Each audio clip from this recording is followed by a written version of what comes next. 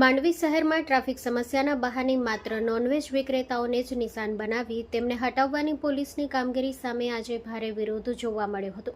Bhim army અને વિવિધ સામાજિક સંગઠનો દ્વારા આ ભેદભાવભરી નીતિ સામે અવાજ ઉઠાવી ન્યાયની માંગ કરવામાં આવી હતી।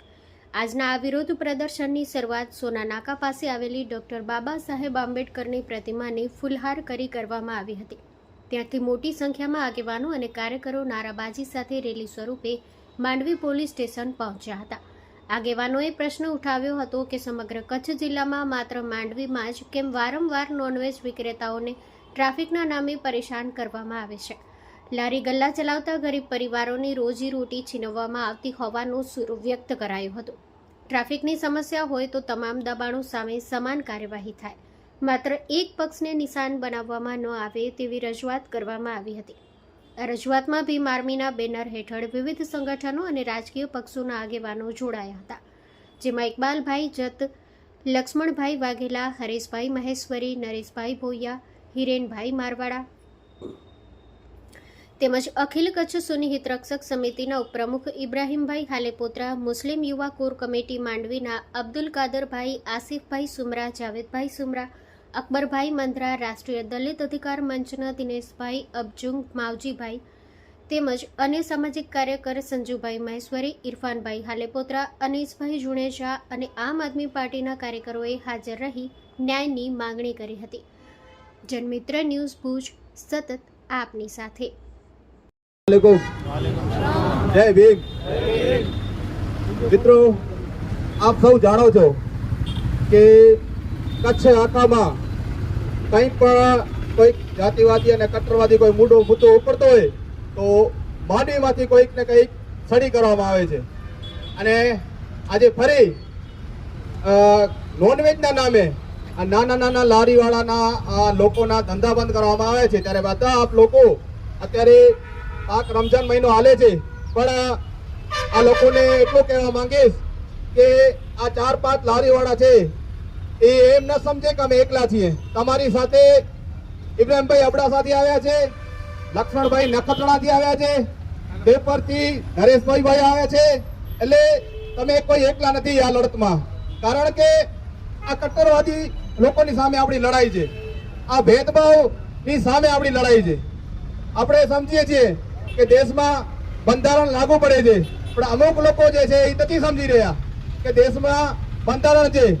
કારણ કે થોડા દિવસ અગાઉ જ્યારે નગરપાલિકા દ્વારા આ નોનવેજનું બંધ કરવામાં આવ્યું હતું ત્યારે આપ સૌએ લડત કરી આ લોકોને આપણે ચાલુ કરાવ્યું હતું, પણ અત્યારે પોલીસ દ્વારા ફક્ત ને ફક્ત નોનવેજની લારીઓ બંધ કરવામાં આવી છે। તેના વિરુદ્ધમાં આપણે આજે ભેગા થયા છીએ, નામની આપણે ચેસને લડશું।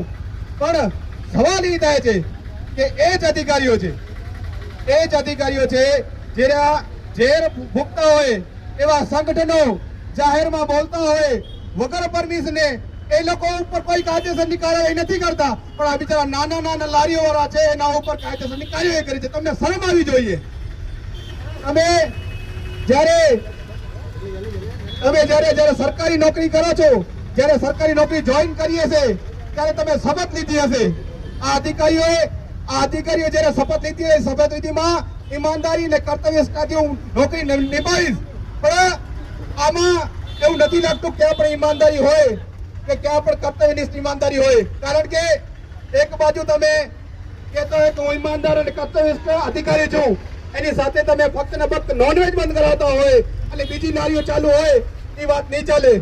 આની સાથે વેજની જે લારીઓ ચાલુ હોય છે એનાથી કોઈ આપણે વિરોધ નથી, એ પણ આપણા ભાઈઓ છે, એ પણ ભલે કમાવે, પણ એની સાથે આ જે નોનવેજની લારીઓ છે એ લોકોના ધંધા શું કામ બંધ કરાવ્યા એ સવાલ છે।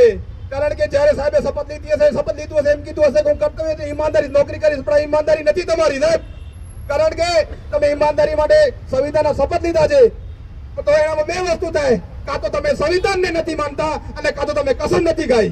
તમને શરમ આવી જોઈએ એવા અધિકારીને। અહીંયા જે અમે કહેવા માંગીએ છીએ કે આ લડત જે છે એ ફક્ત અહીંયા સુધી નથી, તમને બધાને કહી દઈએ છીએ કે આ લડત જે છે આજે રજૂઆત કરશું, ત્યારબાદ સાહેબને એટલું કહેવા માંગીએ છીએ કે સાહેબ સત્તા હશે, સમય બદલશે, પણ તમારે નોકરી અહીંયા સરકારી જ કરવાની છે, તમારે નિવૃત્ત અહીંયા જ કરવાનું છે। તમારે પેન્શન અમારા જ પૈસાથી લેવાનો છે. પણ યાદ રાખજો, જ્યારે તમારો નિવૃત્ત સમય આવશે, નિવૃત્ત થવાનો, ત્યારે એવું ન થાય કે તમારા જે કરેલા જે કાર્યો હોય, કટ્ટરવાદી કાર્યો હોય, તેના લીધે તમને કોર્ટ કચેરીના ધક્કા ન ખાવા પડે. યાદ રાખજો, કારણ કે આ લડાઈ ખાલી આટલા સુધી નથી, જે સુધી ચાલશે. તો આપણે આ લડાઈ સાહેબને આજે રજૂઆત કરશું કે સાહેબ આપણને શું કહેવા માંગે છે, કે ફક્ત ને ફક્ત નોનવેજની તકલીફ છે, તો કે નાના ધંધાર્થીઓની તકલીફ છે, શું તકલીફ છે, આપણે આજે રજૂઆત કરશું. એનાથી પહેલા આપણી સાથે જે આ લડાઈમાં જોડાયા છે એ લોકોને આપણે બે શબ્દ બોલવાનો મોકો આપશું. તો સૌપ્રથમ હું મારી સાથે ભીમ આર્મીના જિલ્લાના પ્રભારી છે લક્ષ્મણભાઈ, એમને કહીશ કે આ મુદ્દા વિશે, આ ભેદભાવ વિશે બે શબ્દો ટાંકે.